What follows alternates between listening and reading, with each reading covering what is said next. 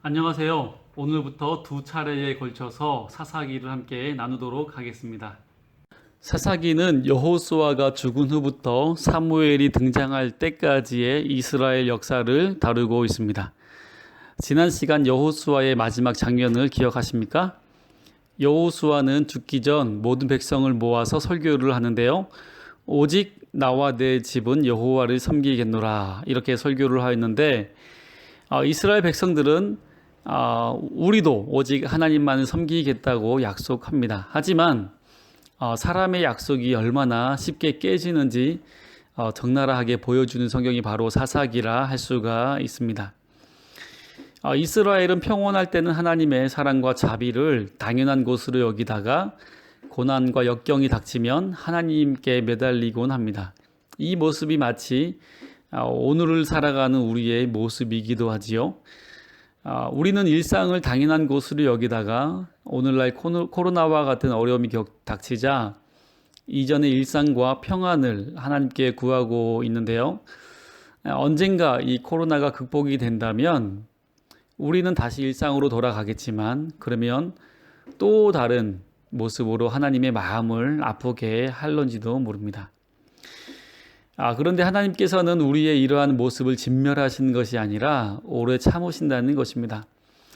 이런 면에서 사사기는 우리의 인간된 모습을 적나라하게 보여주기도 하지만 이러한 우리를 포기하지 않으시는 하나님의 끈질긴 사랑의 모습도 나타나 있다고 할 수가 있습니다. 먼저 사사기에서 사사란 단어는 한자로 선비사에 스승사가 결합된 단어입니다.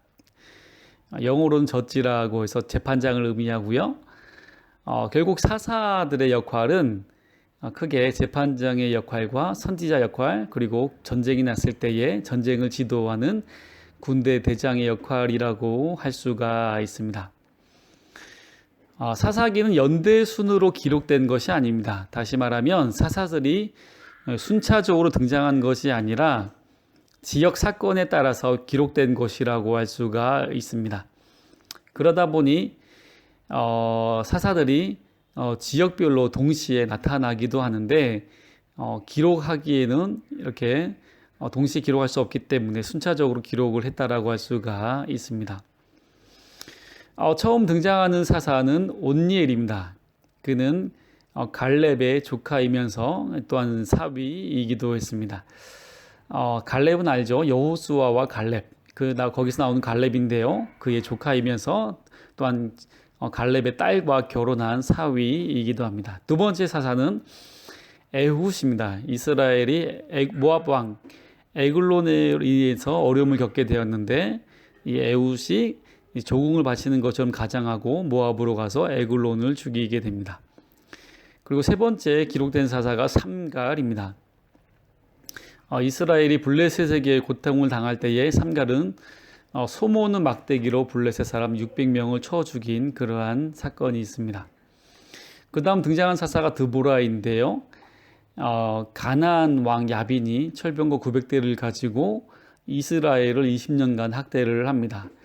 이때 드보라는 당시에 여자 선지자이면서 또한 사사이기도 했습니다. 그는 이 바락을 불러서 군대를 모아 야빈의 군대를 치라고 명령을 합니다. 바락은 그렇게 하긴 하겠지만 자기 혼자 하기는 그렇고 드보라 당신도 같이 가달라고 요청을 합니다. 이로 인해서 바락은 전쟁에서는 승리하게 되지만 결정적인 승리, 즉 이 가나안의 군대 장관을 죽이는 그러한 공은 다른 사람에게 넘어가게 되는데요. 그 사람이 바로 헤벨의 아내 야엘입니다. 가나안 군대 장관 시스라가 전쟁에서 피하게 되자 그는 도망치다가 헤벨의 장막에서 잠을 자게 되는데요. 그때 헤벨의 아내 야엘이 장막 말뚝을 가지고 그의 관자 놀이를 박아서 시스라를 죽이게 됩니다. 그리고 이제 등장하는 사사는 기드온입니다. 기드온이 여호와의 사자가 기드온에게 나타나서 너는 큰 용사다. 이스라엘 대표한 용사다라고 말씀을 합니다.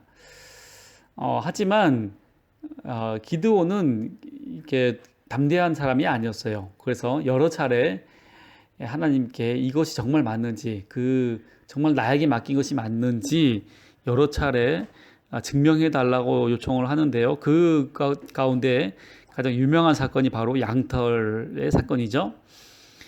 기드온이 기도를 합니다. 만일 하나님께서 정말 나를 선택하셨다면 아침 이슬이 내릴 때에 다른 곳은 내리지 않고 이 양털에게만 이슬이 맺히게 해달라고 요청을 합니다. 다음날 보니 땅은 말라 있는데 양털이 흠뻑 젖어 있었어요. 물을 짜는 그런 지금 그림을 볼 수 있고요. 여기에 그치지 않고 기드온은 또 하나 기도를 합니다.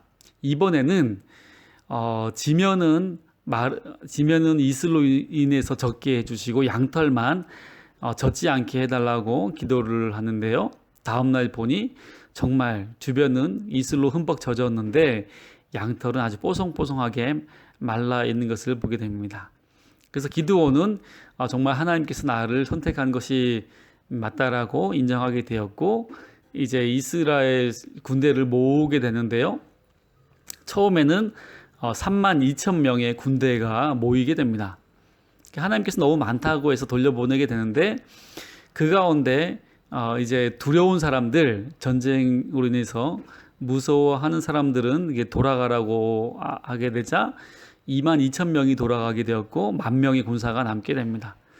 이제 이 10,000명의 군사도 많다고 하여서 이번에는 어떤 테스트를 하냐면 이제 물을 마시게 하는데 손에 병기를 들고 이제 물을 마시는 자와 병기를 잡지 않고 이렇게 물을 마시는 자가 있죠.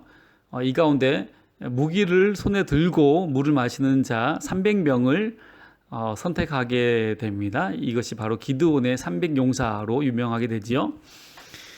이 전쟁에서 기드온은 승리를 하게 되었습니다. 이제 이스라엘 사람 장로들은 찾아와서 기드온에게 이스라엘의 왕이 되어 달라고 요청을 합니다. 하지만 그때에 기드온은 아주 유명한 말을 하지요. 그것이 사사기 8장 23절에 나타나 있는데요. 내가 너희를 다스리지 아니하겠고 나의 아들도 너희를 다스리지 아니할 것이요 여호와께서 너희를 다스리시리라. 이렇게 왕이 될 것을 거절을 합니다. 그 다음 나오는 사사는 돌라라는 사사고요. 그 다음에는 야일 이렇게 사사가 등장합니다. 그 다음에 입다라는 사사가 등장하게 되는데 입다의 사사는 좀 몇 가지 일이 있습니다. 그걸 함께 나누겠습니다. 먼저 그는 기생의 아들입니다. 그때 암몬과의 전쟁에서 이제 입다는 서원 기도를 하게 되는데요. 그것은 내가 이 전쟁에서 승리하고 돌아갈 때에 가장 먼저 나를 반기는 사람을 하나님께 번제로 드리겠다라고 합니다. 근데 돌아가 보니까 자신의 딸이 가장 먼저 맞이를 합니다. 입다는 마음이 아프게 되죠. 하지만 서원을 했기 때문에 그 딸을 이제 번제로 드리게 되는데 정말 말 그대로 번제, 불을 태워 화형에 채워했는지에 대해서는 학자들 간에 논란이 있습니다. 왜냐하면 사람을 번제로 드리는 것 자체가 율법에서 금하고 있기 때문입니다. 그래서 정말 번제로 드렸다기보다는 평생 하나님께 봉사하는 처녀로 성전에서 살아는 그러한 모습으로 해석하는 학자들도 있습니다. 그 후에 입다와 관련된 사건은 아마도 에브라임과의 전쟁이라고 할 수가 있습니다. 암몬과의 전쟁에서 에브라임은 전쟁에 참여하지 않았는데요. 하지만 전쟁에서 승리하고 돌아온 입다에게 에브라임은 전리품을 요구하게 됩니다. 입다는 굉장히 화가 나죠. 그렇지 않아도 딸 문제 때문에 화가 났는데 에브라임 사람들이 이렇게 노골적으로 요구하자 이제 에브라임 사람들만 골라서 죽이게 되는데요. 그 방법이 재미가 있습니다. 그 방법은 바로 이 시볼렛이라는 단어를 발음하라고 하는 거거든요. 이 시볼렛, 이것은 강이나 시내를 뜻하는 단어인데 사람을 붙잡아 놨고 이제 시볼렛이라고 발음하라고 합니다. 그런데 아마도 에브라임 사람들은 이 시볼렛이라는 발음을 하지 못하는 것 같아요. 그래서 이 시볼렛이라는 단어를 시볼렛 이렇게 발음하는 것 같습니다. 아마 한국 사람들이 R과 L 발음을 어렵게 하는 것과 비슷하다 할 수 있고요. 아마 경상도 분들이 쌍시옷 발음이 어렵잖아요. 이러한 거 생각하시면 조금 이해가 쉬울 것 같습니다. 이렇게 해서 죽인 사람들이 4만 2천 명 정도 됩니다. 그리고 그 다음에 등장하는 사사는 입산, 엘론, 압돈 이렇게 등장하게 됩니다. 마지막으로 등장한 사사가 그 유명한 삼손입니다. 오늘은 여기까지 나누고요. 다음 시간에 삼손의 이야기로 다시 두 번째 시간을 갖도록 하겠습니다. 감사합니다.